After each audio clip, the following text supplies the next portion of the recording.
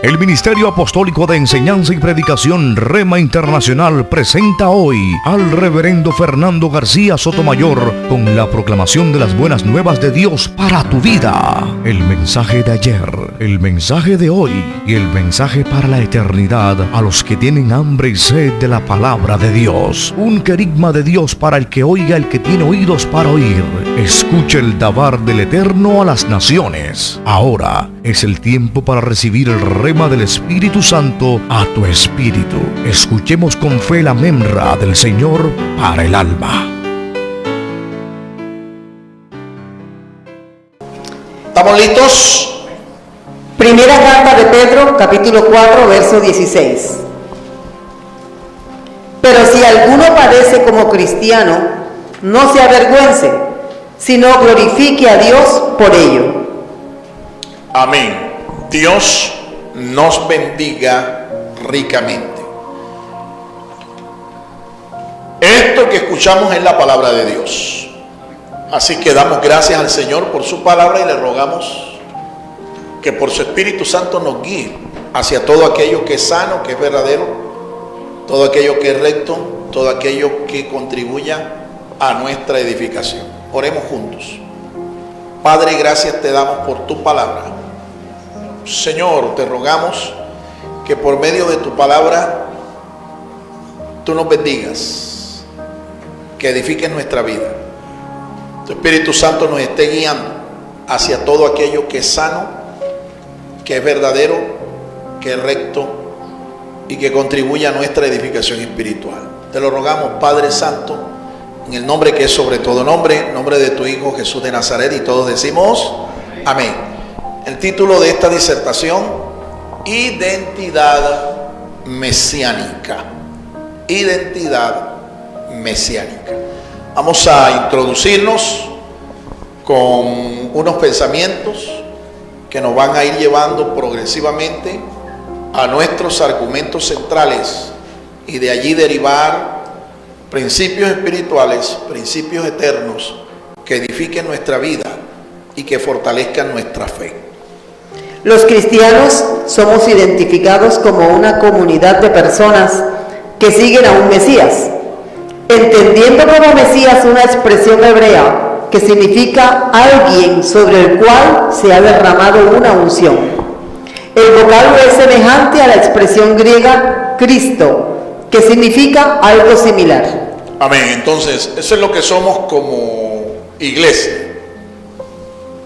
Una congregación de personas que comparten una misma fe, una asamblea de creyentes en un Mesías, entendiéndose el vocablo Mesías como un vocablo equivalente al vocablo Cristo, solo que Mesías es un vocablo hebreo y Cristo es un vocablo griego, pero tiene el mismo significado. ¿Qué significa la expresión Mesías? ¿Qué significa la expresión Cristo? El ungido o un ungido, el ungido. Y un ungido era una persona a la cual Dios llamaba para derramar sobre ella aceite o cualquier otro elemento para consagrarlo a una tarea, dedicarlo a una tarea, separarlo para dedicarlo a una tarea. En la antigüedad se ungía con aceite a los reyes, a los sacerdotes, a los profetas, a los jueces, y aún también se ungía los elementos del tabernáculo o del templo con los que se rendía culto a Dios. Las Escrituras nos dicen a nosotros, los creyentes, que hemos sido ungidos con el Espíritu Santo de Dios, que ese aceite o esa unción con aceite era típica, era representativa de la presencia, el poder y la autoridad del Espíritu Santo sobre un creyente en el Mesías, en el ungido principal que es nuestro Señor Jesucristo. A su nombre. Todo genuino cristiano está identificado en realidad con el nombre, propósito, causa y fe de Jesús de Nazaret. Así es. Usted como cristiano, yo como cristiano, en realidad estamos comprometidos con la causa, con la fe y con los propósitos del Señor Jesucristo, el Mesías de Dios. Estamos comprometidos con su causa, con su fe y con sus propósitos. Todo genuino cristiano se caracteriza por eso. Nosotros estamos comprometidos con un propósito que no es de nosotros, es el propósito del Señor. Con una fe que no es nuestra fe, es la fe que profesó nuestro Señor Jesucristo. Y estamos comprometidos con una causa. ¿Cuál es la causa del Señor Jesucristo? Establecer el reino de Dios. Y para eso, Él declaró: edificaré mi iglesia, dijo Él. Esa iglesia somos nosotros, una asamblea de creyentes, una congregación de personas que estamos plenamente identificados con estas tres cosas: propósito, fe y causa. Un creyente, un miembro por lo menos de esta iglesia local o de cualquier iglesia local que se denomine iglesia cristiana, tiene también este compromiso. A su nombre. El apóstol San Pedro, uno de los primeros seguidores del Mesías, da a entender en este pasaje que el sufrimiento por causa de nuestra identidad con Jesús, el Mesías, siempre acompañaría nuestra profesión. Esto fue y será un hecho verídico en toda la historia del cristianismo. Así es. En este pasaje que nosotros hemos escogido, de una manera bien explícita, el apóstol Pedro, uno de los 12 apóstoles del Señor, a los que Él llamó, los capacitó y los envió, Él declara, en esta carta, declara que el sufrimiento iba a ser una parte integral de nuestra vida como cristianos, como discípulos del Señor. Es decir, que un cristiano en su peregrinar está llamado también a sufrir penalidades como un buen soldado del ejército de Jesucristo. Y así como un militar de un ejército, de una nación cualquiera, tiene que ser una persona dispuesta a sufrir penalidades, dolor físico, cargas y mucho sacrificio. Así también un militar del ejército de Jesucristo está llamado a sufrir. De modo que ese evangelio que se está predicando hoy en muchos lugares, en donde la palabra padecimiento, sufrimiento, no existe o no es predicado porque el cristiano tiene que parar de sufrir, ese no es el genuino evangelio de nuestro Señor Jesucristo. Un cristiano, al igual que su maestro, el Mesías, un cristiano, al igual que Jesús, que la Biblia lo describe como un varón experimentado en el dolor, en el quebranto, Un cristiano debe también mantener la actitud dispuesta para sufrir. Quien no está dispuesto a sufrir mientras que vive la vida en Cristo, quien no está dispuesto a sufrir, quien no está dispuesto a llevar una carga, una cruz por causa de su fe, jamás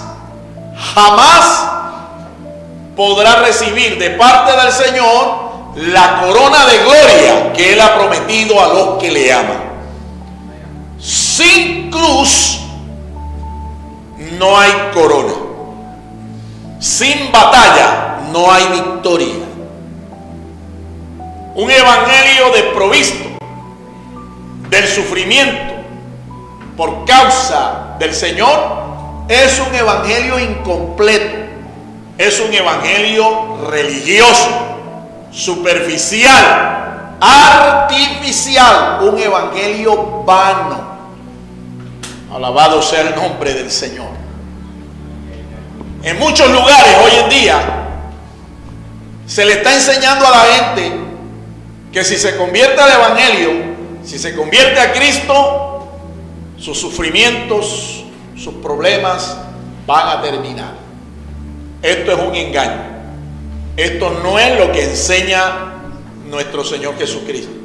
La buena nueva de salvación incluye el llevar la cruz de Cristo, el llevar el vituperio, el menosprecio, la crítica y a veces hasta el martirio. A su nombre.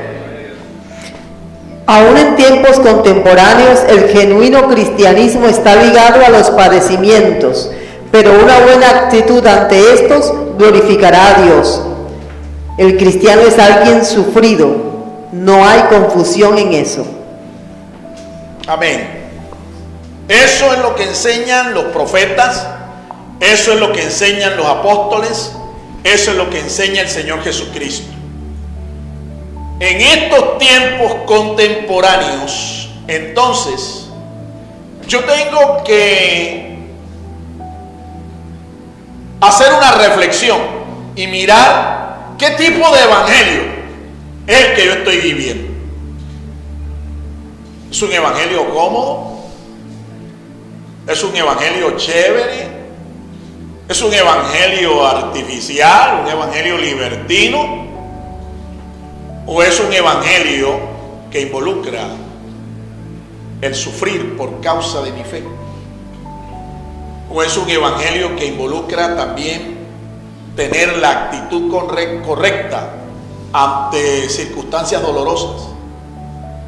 Como por ejemplo, la que una pareja de creyentes, una pareja de amigos cristianos, en una población de aquí, del departamento de Bolívar, experimentó en estos días pasados. Su único hijo, 23 años de edad, levantado en el temor del Señor, criado con esfuerzo, con sacrificio, para que llegara a ser un profesional. Termina su carrera y se involucra en un equipo de trabajo, un equipo de investigación de la universidad que lo graduó como ingeniero mecatrónico. Hicieron incluso él y su equipo un descubrimiento que están buscando el aval de la NASA para certificar este descubrimiento. Descubrieron, parece, que hay unos asteroides que vienen rumbo a la Tierra y toda esa información la enviaron a la NASA. Este muchacho era el líder de ese equipo de investigación y trágicamente acaba de perder la vida en un accidente funesto. Sueños, proyectos truncados. ¿Puede imaginarse usted a esa pareja de padres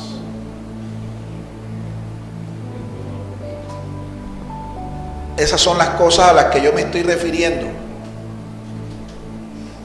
cuando digo que un cristianismo sin dolor no es auténtico cristianismo. Pero para eso se necesita una actitud adecuada, una actitud correcta. ¿Qué respuestas puede darle uno a estas personas ante estas circunstancias? Yo lo único que les puedo decir como ministro del Señor es: métase con el Señor y el Señor les da la respuesta. Tiene respuestas para usted. Porque yo, ni ningún ser humano, tiene respuestas para eso. Pero el Señor sí. La Biblia incluso promete que Él es nuestro consolador y que Él está dispuesto a secar nuestras lágrimas cuando enfrentamos circunstancias como estas: una pérdida, un duelo, una tragedia como esta. Dios les ayude, Dios les fortalezca y el Señor los consuele. Usted como cristiano, yo como cristiano, debemos mantener una actitud dispuesta a el dolor, al sufrimiento. Esta fue la misma actitud que mostró Jesús ante el dolor. Aún ante la cruz, ante el dolor del martirio, del sacrificio, dice las Escrituras que Él menospreció esto por el gozo puesto delante de Él. Ese gozo, con toda certeza, se lo provee el Espíritu Santo de Dios. Ese consuelo que te va a mitigar a ti el dolor, el único que te lo puede dar es el divino consolador, el Espíritu Santo del Señor. A su nombre. Desde el principio y a través de toda la historia, a los seguidores de Jesús de Nazaret se les identificó de 4 maneras distintas. Primero, la secta del camino. Segundo, hay 4 maneras en que a los primeros cristianos se les identificó en las Escrituras. 4 maneras en que se les identificó. La primera forma o manera en que a ellos los identificaron fue con el nombre de la secta del camino. La secta del camino. Número 2. los nazarenos. Los nazarenos.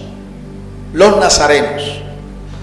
Seguidores de alguien que nació, que fue criado en un lugar llamado Nazaret. Tercero, Los ebionitas. los ebionitas. Ebionitas. Y número 4, Cristianos. los cristianos. 4 maneras diferentes en que en el Nuevo Testamento, Nuevo Pacto, se identificó a los seguidores, a los discípulos de Jesús de Nazaret. Vamos a enfocarnos entonces en la primera forma, la primera manera. ¿Cómo les llamaron? Les llamaron La secta del camino. La secta del camino.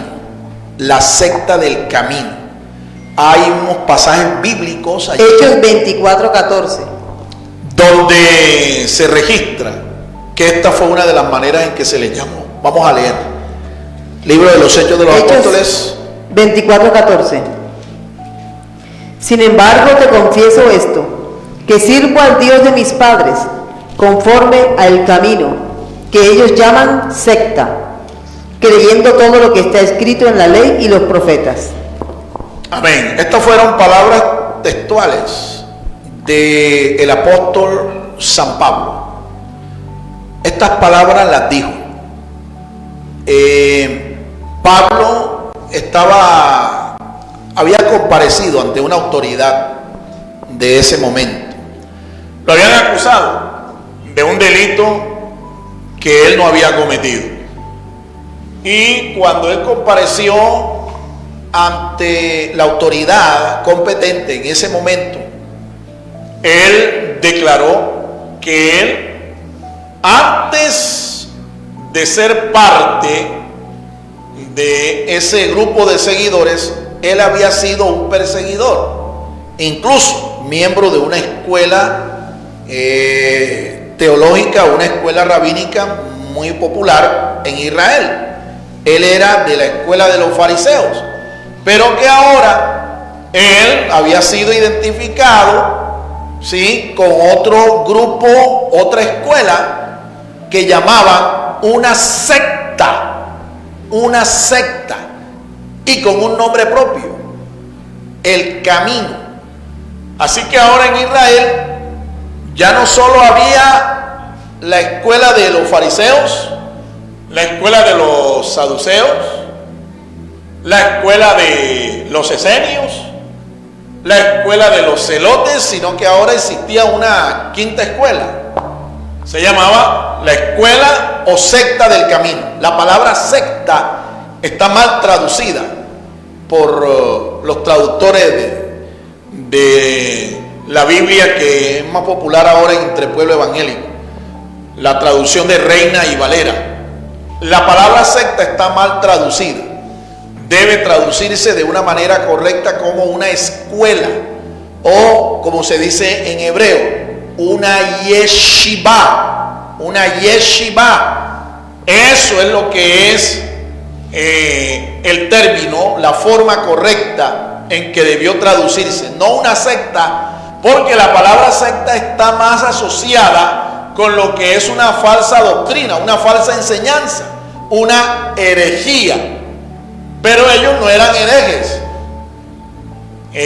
Los seguidores de nuestro Señor Jesucristo, los que fueron denominados como la escuela, o mal llamada secta, mal traducida, secta del camino, era una escuela oficial, una escuela más de pensamiento, ¿sí?, en donde tenían sus miembros oficiales y tenían un fundador específico y definido. La traducción secta usada por los traductores Reina y Valera es incorrecta.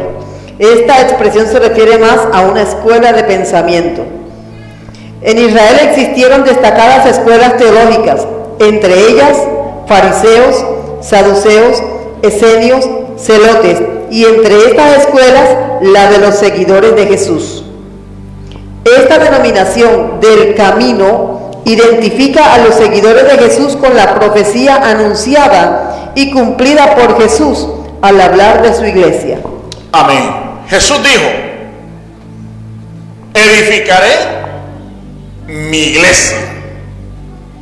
La palabra iglesia viene del griego eclesía, una asamblea de gente llamada fuera. O sea, lo llamaron de un sitio afuera. Esa es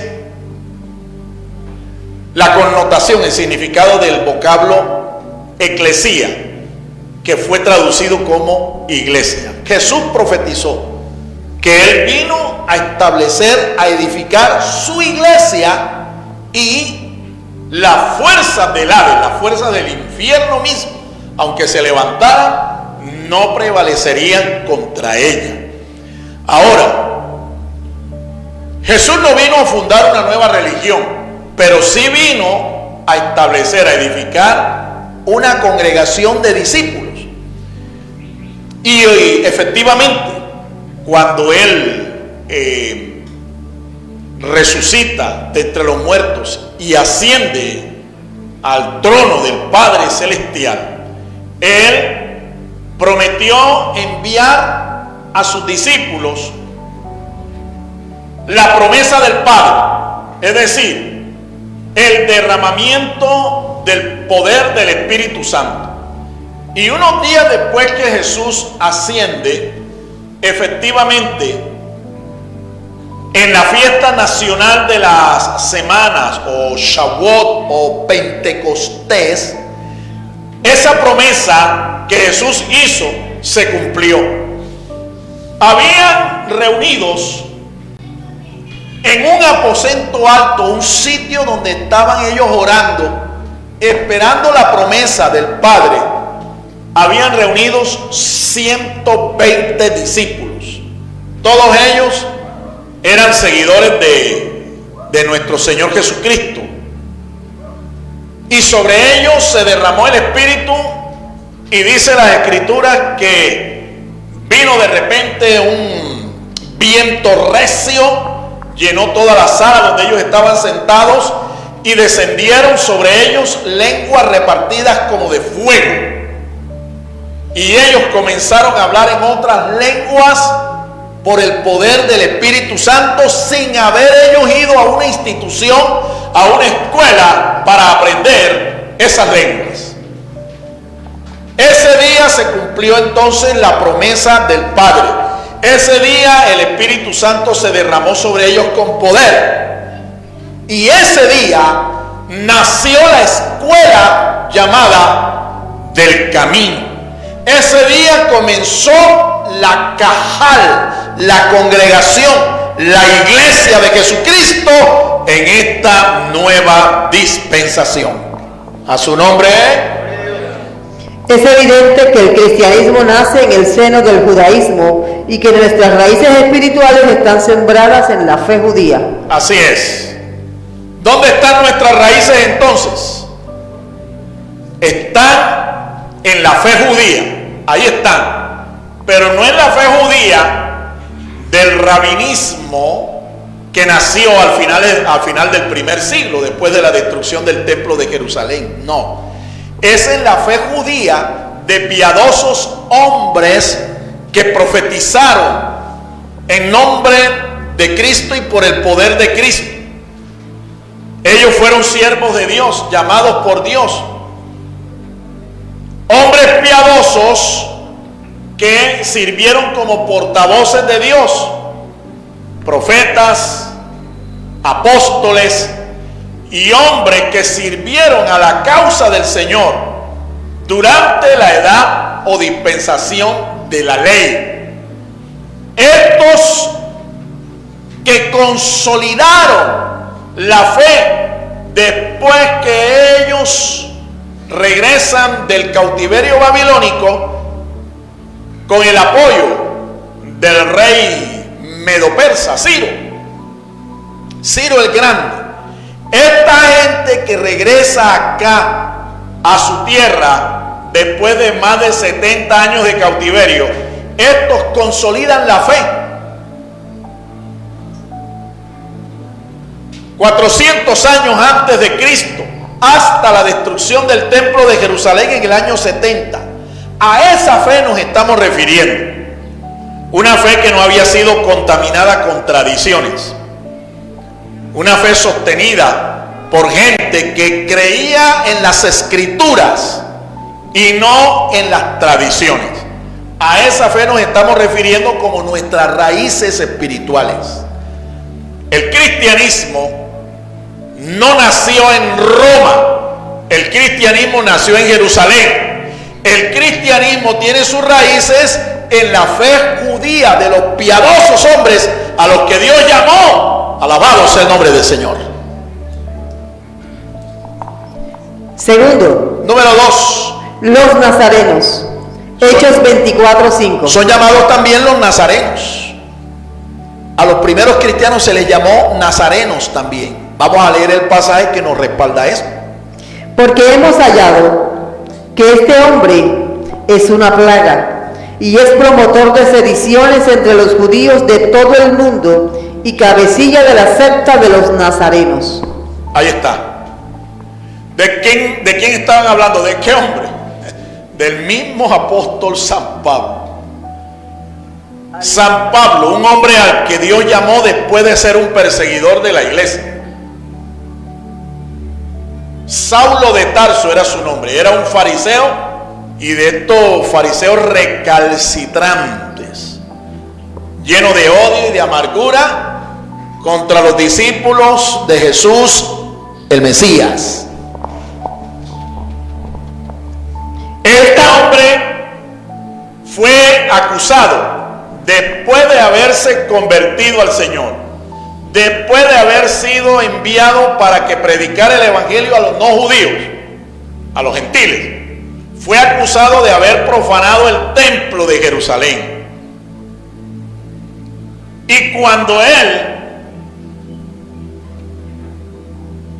fue imputado con este delito, la manera en que se refieren a él como un hereje, ¿sí?, que había profanado la ley de Moisés, había profanado el templo y era el cabecilla, el líder, por así decirlo, el mentor de la secta de los nazarenos. Los nazarenos. Esta denominación los identifica con su fundador, padre y mentor espiritual. ¿Con quién identifica entonces esta forma de llamarse o en que lo llamaron? ¿Con quién lo identifica?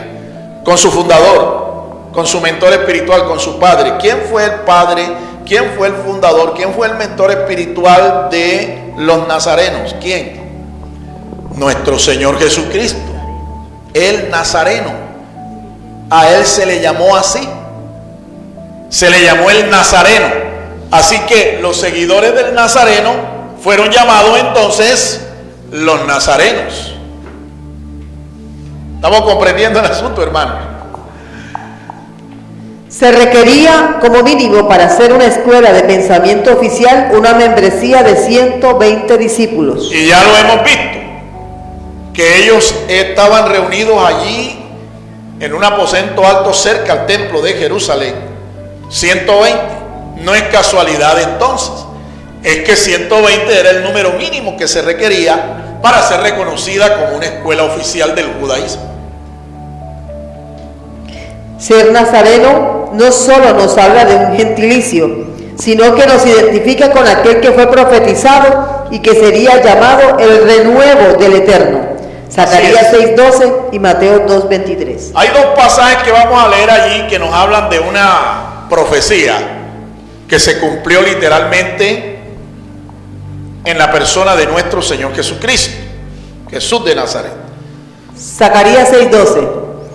Y le hablarás diciendo: así ha hablado Jehová de los ejércitos diciendo: he aquí el varón cuyo nombre es el renuevo. El varón cuyo nombre es el renuevo. Hay otra profecía también en el libro del profeta Isaías capítulo 11, en donde se refieren también a uno que iba a descender de la familia real de David. Y también sería llamado, no renuevo, sino que sería llamado el vástago de David. Un vástago que iba a retoñar, es decir, que iba a nacer de la familia real del rey David. Ese vástago, ese renuevo, era una profecía acerca de aquel que sería el Mesías, aquel que sería el rey de Israel, el salvador de su pueblo. Vamos a leer acá en el libro del profeta Isaías, capítulo 11, verso 1. el verso número 1, lo que dice allí el profeta. Saldrá una vara del tronco de Isaí, y un vástago retoñará de sus raíces. Un vástago retoñará de sus raíces. Ese vástago se refiere a nuestro Señor Jesucristo. El evangelista Mateo, de una manera inspirada y muy detallada, él nos habla de la genealogía de nuestro Señor Jesucristo en el capítulo 1. Y Mateo, uno de los apóstoles del Señor y relator de uno de los relatos evangélicos, escritor de ese relato, él se ocupa de demostrar que nuestro Señor Jesucristo vino de la descendencia real de David. Él es descendiente del rey David. Y esa profecía anunciada por Zacarías, esa profecía anunciada por el profeta Isaías se cumplió y Mateo la escribe. En el capítulo 2, mire cómo sería llamado él, este vástago, este renuevo, este retoño que vendría de la familia de David. Y vino y habitó en la ciudad que se llama Nazaret, para que se cumpliese lo que fue dicho por los profetas. que habría de ser llamado Nazareno. Ahí está. Cuando Jesús nace, recuerden ustedes que Él nace en Belén de Judea. Pero de allá tiene que irse su familia para protegerse del rey Herodes, que lo quería matar. Lo quería asesinar. José, María toman al niño y se van a Egipto. Después de un tiempo regresan, pero no se establecen en Belén de Judea, sino que llegan a una ciudad llamada Nazaret, en la provincia de Galilea. Allí él se crió, allí lo educaron hasta que llegó a su mayoría de edad. Cuando alcanzó la mayoría de edad y comenzó su ministerio público, entonces se trasladó de Nazaret a Capernaum, una ciudad en donde estableció su sede ministerial. Cumplido su ministerio, él asciende a Jerusalén, y allá en Jerusalén es donde él es ofrecido en sacrificio. Así que nuestro Mesías, el Nazareno, el que se crió en Nazaret, nace en Belén de Judea, se cría en Nazaret y muere en Jerusalén. Muere en Jerusalén. Pero lo interesante aquí es que la profecía bíblica sobre él se cumplió. A él no se le llama Nazareno solo porque él fue criado en Nazaret. Es que el vocablo renuevo, el vocablo vástago o retoño, viene del hebreo netzar. Netzar o netzer. Netzer. Este vocablo netzer es la raíz de la expresión netzarita. Netzarita. Netzarita quiere decir nazareno. Nazareno. Nazareno. Y netzer es un vocablo que se escribe con 3 letras del hebreo. La letra nun, la letra sadi y la letra resh. Hemos aprendido y estamos aprendiendo que en el hebreo los números son letras, equivalen a letras, y las letras son números.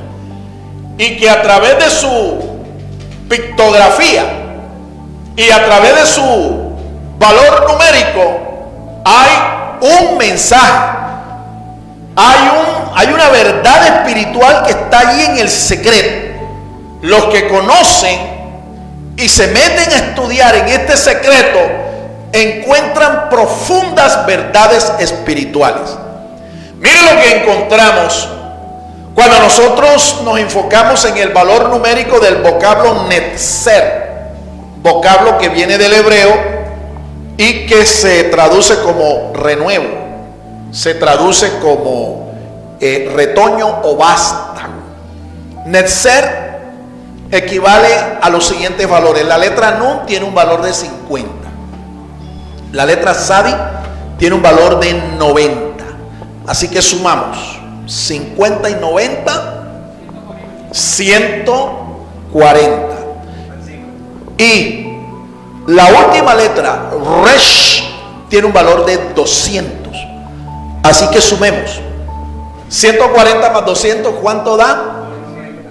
140 más 200, 340.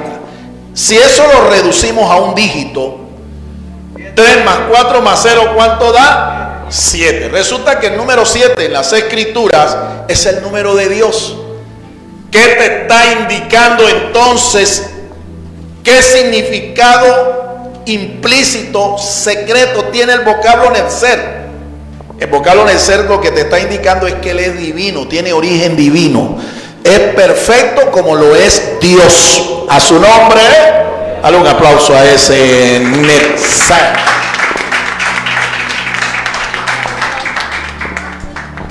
Así que todos los nazarenos tienen este mismo sello. Todos los cristianos tenemos este mismo sello de perfección, el número 7. Estamos sellados por el número 7, el número de la perfección. Es el número de la deidad. Es el número de la deidad. Y la pictografía de esta letra, que corresponde a la letra Zain, es un arma. Es un arma. Así que entendamos esto. Nosotros, en las manos de Dios, sujetos a Dios, somos sus armas aquí en esta tierra. Somos las armas del Señor. Somos el armamento del Señor para Él vencer y derrotar el reino de las tinieblas. Somos nosotros sus armas. Somos su armamento. Alabado sea el nombre del Señor. No se considere usted entonces poca cosa delante del Señor. Considérese usted un instrumento de guerra, un instrumento de valor en las manos del Señor. Tercero. Número 3. Los ebionitas, pobres. Los ebionitas. Esta expresión ebionita es una expresión hebrea también. Es traducida como pobre. Pobre o pobres. Pero pobre, escúchame, pobre en el sentido de ser una persona con pocos recursos financieros. Pobre, a esa pobreza nos estamos refiriendo.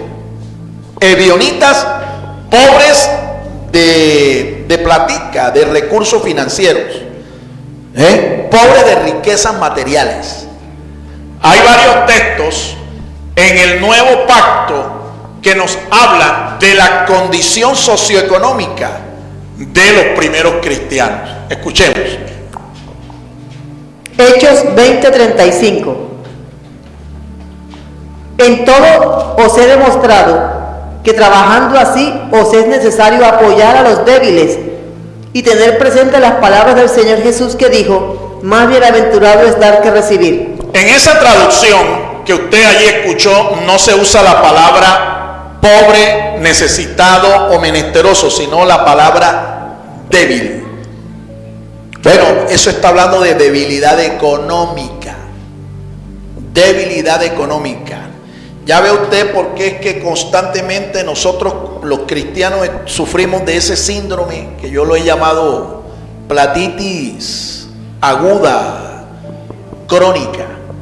¿Sí?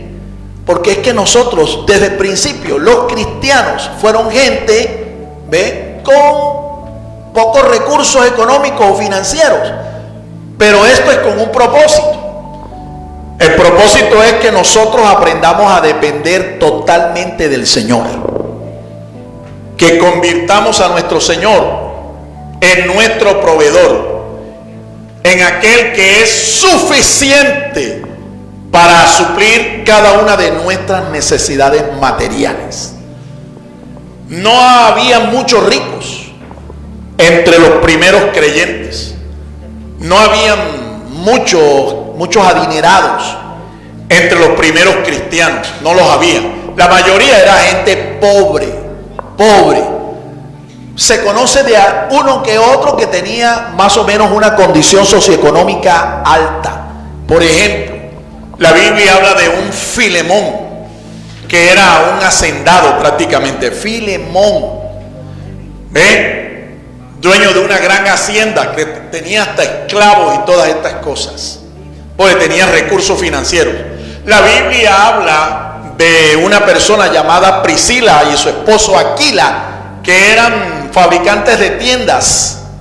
La Biblia habla de un hombre en Filipos, carcelero, al que Pablo predicó el mensaje y se salvó. Un carcelero era una persona que tenía un estatus socioeconómico más o menos alto. Era de la clase media entre los romanos. Había una vendedora de telas de púrpura, de Tiatira, llamada Lidia. Había un médico de profesión que se convierte en el primer pastor de la iglesia de Filipos. Había un personaje llamado Erasto, era el que manejaba la hacienda pública en Corinto. Había otro personaje llamado Zenas, era un intérprete de la ley, un abogado, un jurista. un abogado para defender causas civiles, causas públicas de una persona. Pero pare de ahí para abajo, la mayoría eran gente de escasos recursos económicos. Por eso el vocablo ebionitas es el apropiado. Hay otros pasajes donde nos muestra este cuadro un poco más completo. Gálatas 2:10. Solamente nos pidieron que nos acordásemos de los pobres, lo cual también procuré con diligencia. Allá en Éfeso, en Hechos 20:35, donde leímos, Pablo da testimonio de que los creyentes allí en Éfeso eran gente de escasos recursos. Era gente débil, gente que trabajaba y vivía de su trabajo.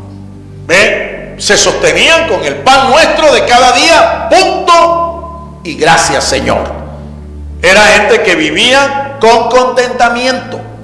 ¿Me entienden? No era gente avara, no era gente rica, con los ojos puestos en las riquezas materiales. No. Ahora, acá en las iglesias de Galacia, Pablo da testimonio de que cuando él fue a Jerusalén a resolver un problema de tipo ético que se estaba presentando con los nuevos creyentes y los creyentes primitivos, los creyentes que habían creído en Jesús al principio, que eran judíos, había un conflicto ético. Y Pablo dice que cuando él se reunió con los líderes de la iglesia de Jerusalén y resolvieron con la ayuda, la guianza del pastor de la iglesia, Santiago, y del Espíritu Santo de Dios y de los ancianos de la iglesia en Jerusalén, ellos le dijeron, le recomendaron entre otras cosas que se acordaran de los pobres. ¿Por qué esta recomendación? Sencillo. Es que la mayoría de la gente que era parte del grupo de los cristianos era gente pobre. Era gente pobre. Note usted lo que sucede en Jerusalén. Romanos 15:26. Porque Macedonia y Acaya tuvieron a bien hacer una ofrenda para los pobres de entre los santos que están en Jerusalén. Ahí está. Pablo está aquí animando a las iglesias cristianas de Grecia, de Macedonia, para que levanten una ofrenda, porque los hermanos de la iglesia madre, la iglesia pionera, la iglesia de Jerusalén, estaban pasando necesidad, estaban pasando hambre. La historia secular nos dice que esto ocurrió durante los días del emperador Claudio el imbécil. Es llamado así porque el tipo era retardado mental. Claudio. En los días de Claudio hubo una hambruna. Entonces Pablo comienza una campaña, una cruzada de recoger una ofrenda para llevarla a Jerusalén. Efectivamente esto se dio. Las iglesias de Acaya, las iglesias de Galacia, las iglesias de Tesalónica, la iglesia de Filipos, la iglesia de Corinto, levantaron una ofrenda y la enviaron con el apóstol Pablo y con Lucas hasta Jerusalén. ¿Por qué? Porque había necesidad allá. Había un tiempo de hambruna, de escasez.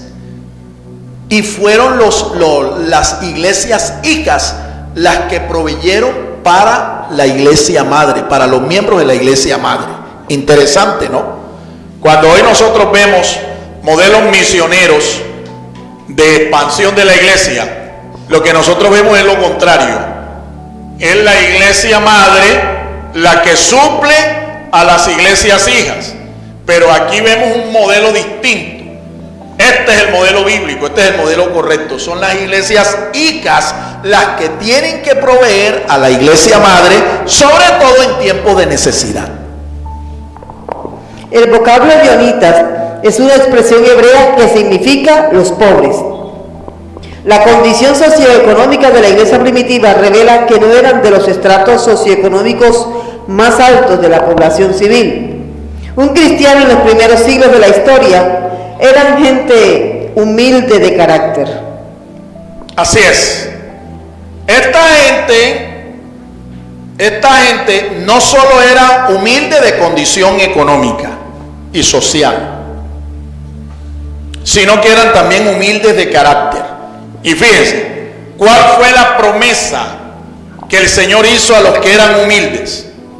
Allá en Mateo 5, en el Sermón de la Montaña, Jesús dijo: bienaventurados los pobres en espíritu, porque de ellos es la tierra por herencia. Pobre en espíritu es ser humilde.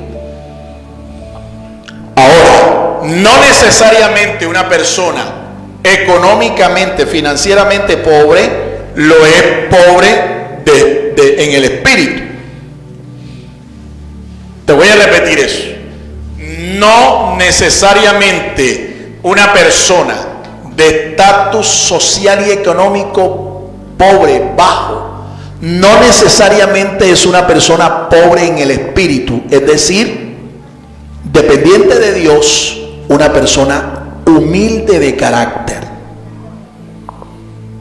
Yo conozco gente que es rica y es gente humilde de carácter, pobre en el espíritu, y saben que sus riquezas no son de ellos, que sus riquezas son de Dios, y las ponen al servicio del Señor. También he conocido gente socioeconómicamente pobre, ¿ve? Pero son arrogantes, son altivos, son orgullosos. Esta gente acá, estamos hablando de los primeros cristianos, los ebionitas. Esta gente era pobre en el espíritu, eran humildes de carácter, pero también eran pobres socioeconómicos. ¡Qué bendición nosotros tener esta condición!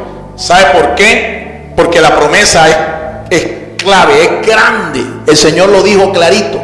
Mateo capítulo 5: bienaventurados los pobres en espíritu, porque de ellos es la tierra por herencia.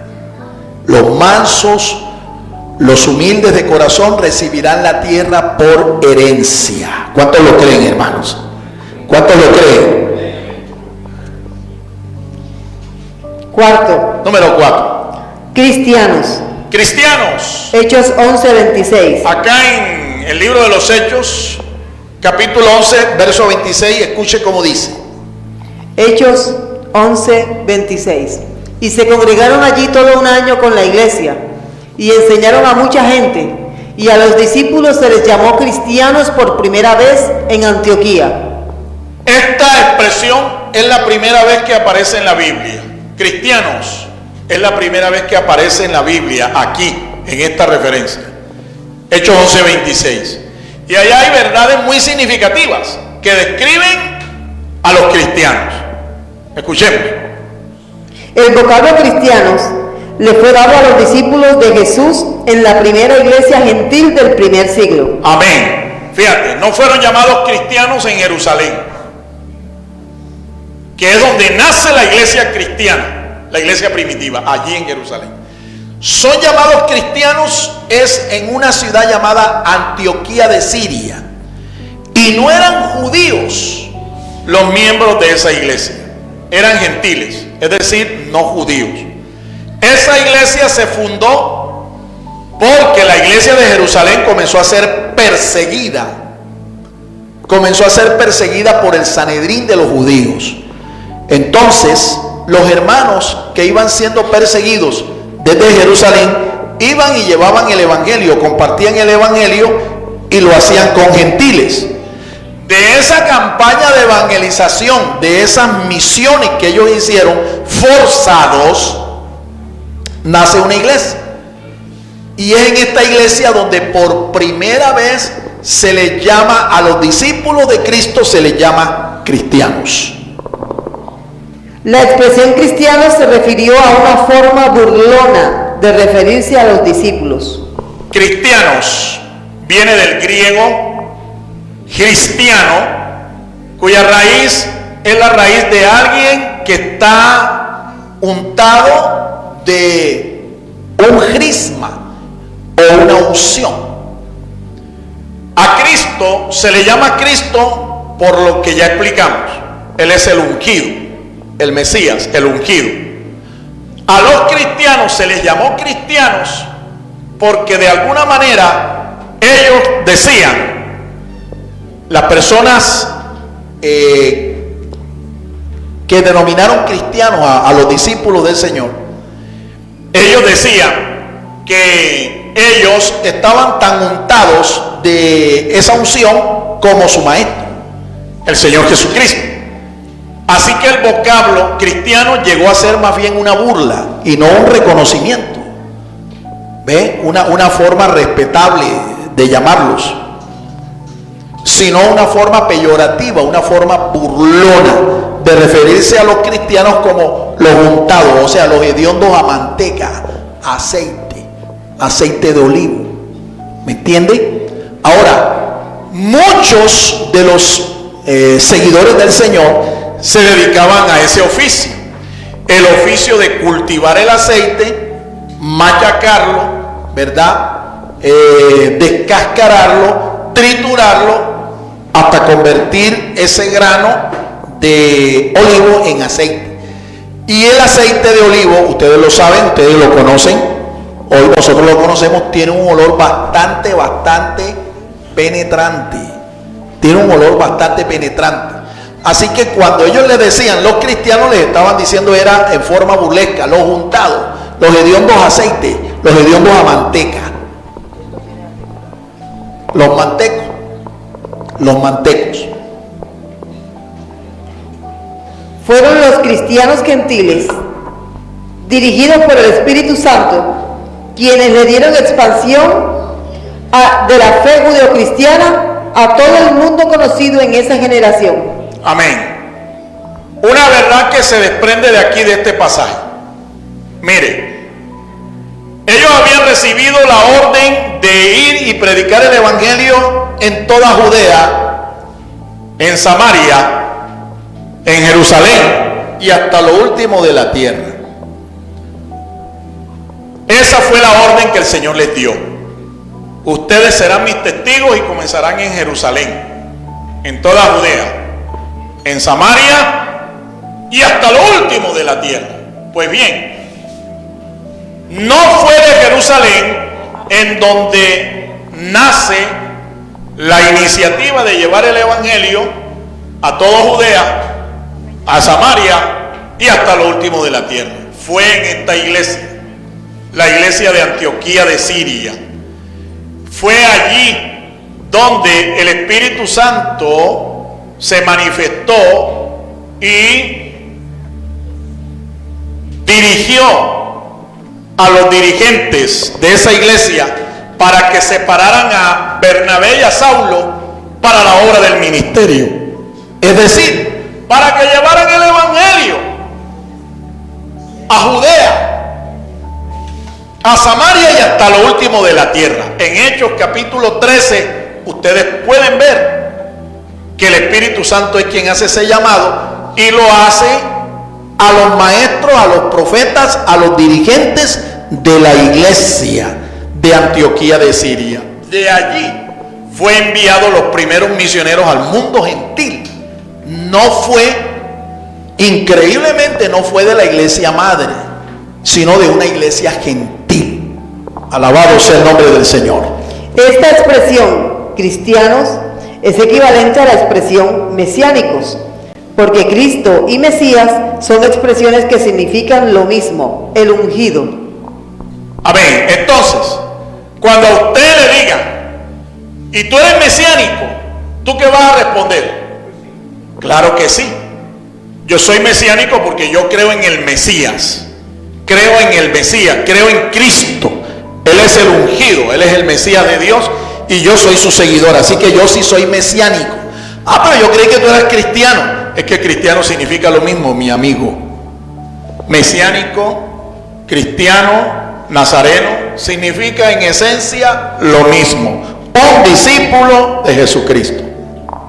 Concluimos.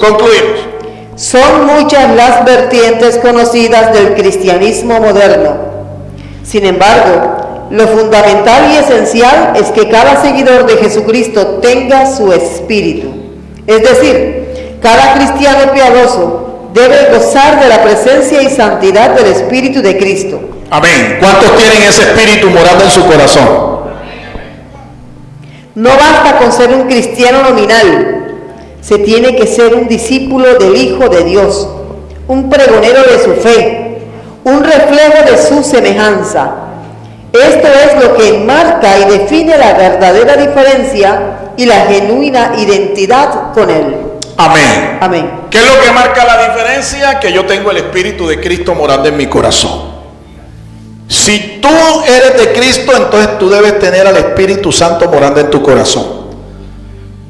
Si tú dices que eres cristiano, que eres mesiánico, pero tú no conoces al Espíritu Santo, entonces ese cristianismo que tú estás profesando es de pura boca, es nominal, es de nombre. El que es genuino cristiano es aquel que ha recibido al Espíritu de Cristo en su corazón. La pregunta para los que están aquí: ¿ya ustedes tienen al Espíritu Santo morando en su corazón? Amén.